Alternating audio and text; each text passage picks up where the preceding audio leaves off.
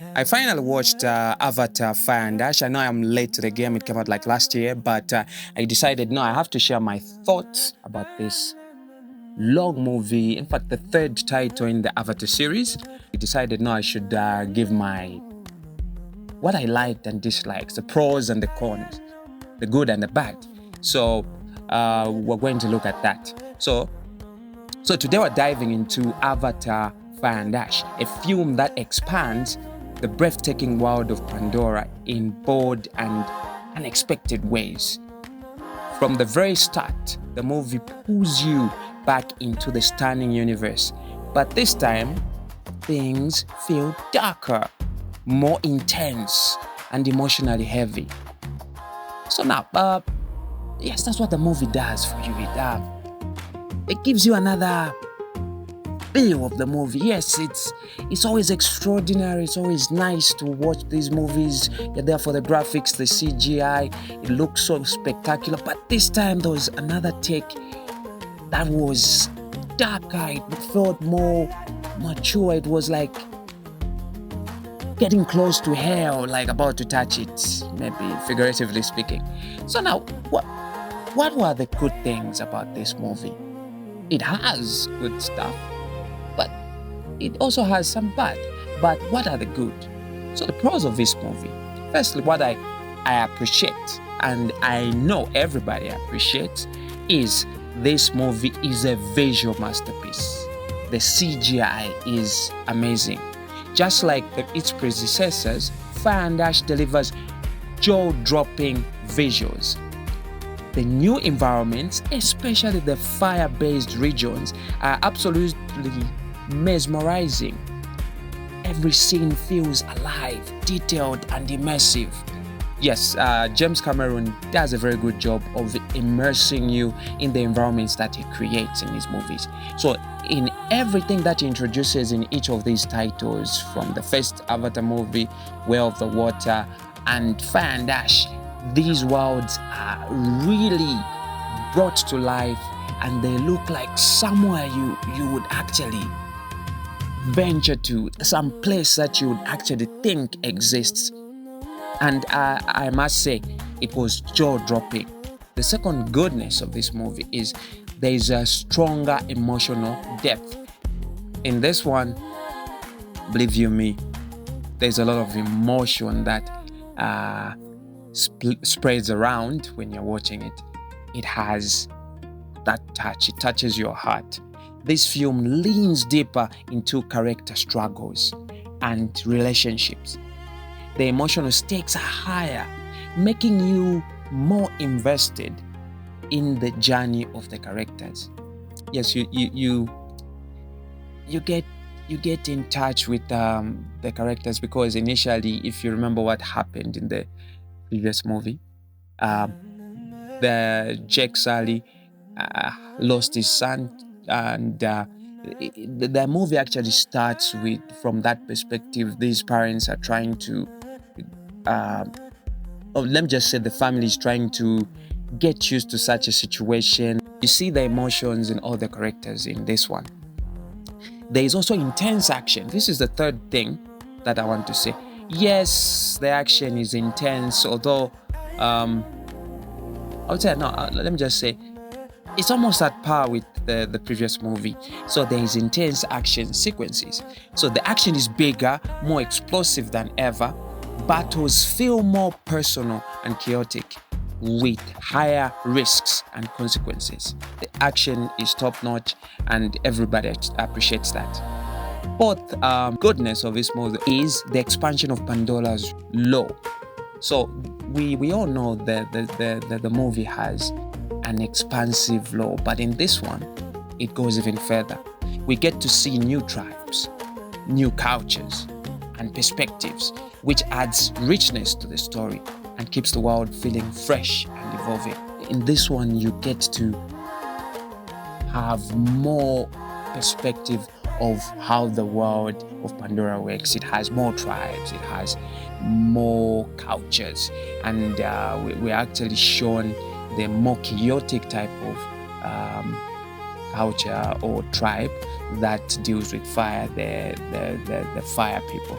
And those, it was very good to see how they're very different and more aggressive and deadly, because they're more like pirates. They just attack and kill people, their own people. And that was a different take, because now you see that Pandora is not as perfect as we think it is. The humans are not the only evil that are actually on the planet, but there are actually some cultures that are also dangerous, that are causing a lot of problems there. No matter how good a movie is, there's always something that you didn't enjoy. And I would like us to look at those. Now, the cons of this movie. Number one, pacing issues. At times, the movie slows down a bit too much. Some scenes feel stretched, which might test your patience. I feel in the beginning of the movie, especially on the pacing part, the beginning of the movie, the first 30 to 40 minutes tested your patience. And during that time, you had to push yourself to actually watch this movie. And the pacing was really slow. And some scenes were not supposed to be that long, but that's what we got. And it really made fans of this particular movie, like myself, to really push through that 30 to 40 minutes. So that's the downside, the first downside. Second downside is complex storyline. Yes, we talked about in the pros, we talked about expansive lore, and yes, because of that expansive lore, now we have complexity in storyline. With so many new elements introduced, the plot can feel slightly overwhelming, especially for casual viewers. Especially if it is your first Avatar movie, believe you me, you'll be confused. Your mind will blow up, because you have to know who the Na'vi are, what does this tribe do, why are the humans being so evil, and all that. So you have a lot to catch up on, and it can actually bring about a lot of confusion and complexity in the story. So that complexity in the story really it didn't give a lot of appeal to the movie. That was the other downside. Character overload. This story has so many characters that it expects you to know, and their motives, their endeavors, what they went through in the previous movies, and that was the downside. There are moments where too many characters compete for attention. You don't know who is going to get the attention, making it harder for some to fully stand out. So you don't have enough time for each of these characters to have the spotlight, and some of them just show up and disappear, and hence it didn't add up to their storyline. So there are so many characters, and hence we needed more camera time with all these characters. Now already know that this movie was already 3 hours 17 minutes. Now imagine if all these characters had the spotlight, it would be about 5 or 6 hours. The final thing that I didn't like was familiar themes. If you've watched the first Avatar movie, the second Avatar movie, you know when you watch the third Avatar movie that this is what is going to happen after this, that familiar themes. While the story expands, certain themes may feel repetitive if you have followed the previous films closely. Loss.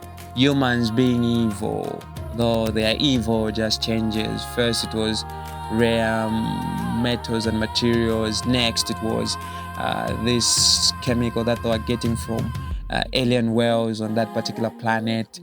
This time it's the same concept. They're getting this same particular type of liquid from these whales.